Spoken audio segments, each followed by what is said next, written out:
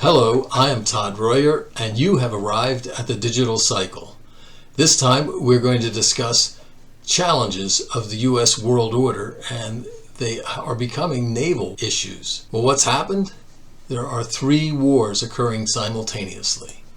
There's the Russian-Ukrainian war, there's the Israeli-Hamas war, there is the undeclared war between China and all the countries that surround the South China Sea and the East China Sea. Why it matters? These separate wars are all naval wars. At least they each have a significant naval part. And the United States has the only global navy that guarantees open shipping around the world for ships of all nations to go through all the straits and oceans. So the new naval wars are now a threat to the U.S. naval's open oceans system.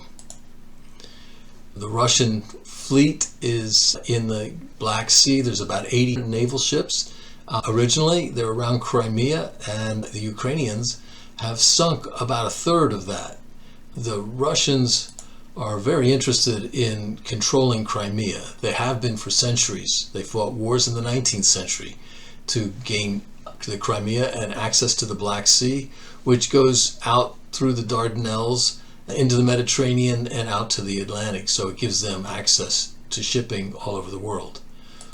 The Houthis claim missile strikes on American ships in the Red Sea. This is the Israeli-Hamas war. There is a group called the Houthis. They are one of 16 or 17 groups that the Iranians are supporting. They're all anti-Israeli, and the Houthis are down here in Yemen, and they are shooting missiles at ships that come through the Arabian Sea and then up to the Red Sea and then head to the Suez Canal and out to the Mediterranean. So that is a naval development in the Israeli-Hamas war.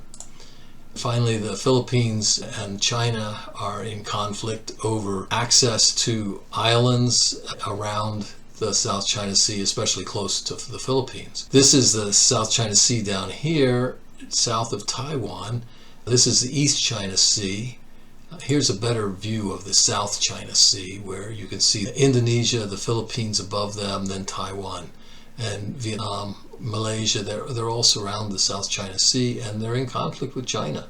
China has been claiming that they have complete sovereign ownership of the South China Sea, and all these other countries disagree. What it means is the reemergence of Cold War. It's as if the Cold War of the 1950s through the 1980s has come back to life. The three wars involve the Eurasian landmass. We have China over here, Russia up here, and Israel down here. And all three happen to be nuclear armed countries. So just like the Cold War, nuclear weapons are at the very center of it, and people would much prefer having a Cold War than a Third World War where nuclear weapons might be used.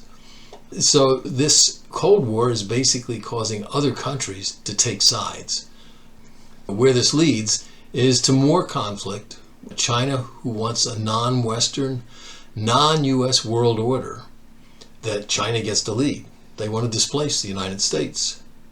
And displacing the US Navy is a very big piece of that. So they've begun to threaten and to attack. To pursue their ambition, China has spies all over Europe.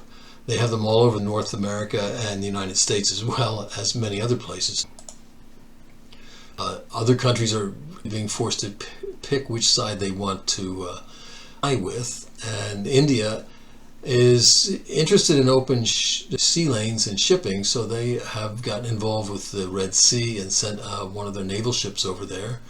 They are closely aligned for military weapons with Russia, so they have more than one consideration in this. I think that they are actually backing away from some of their military purchases for hardware from Russia.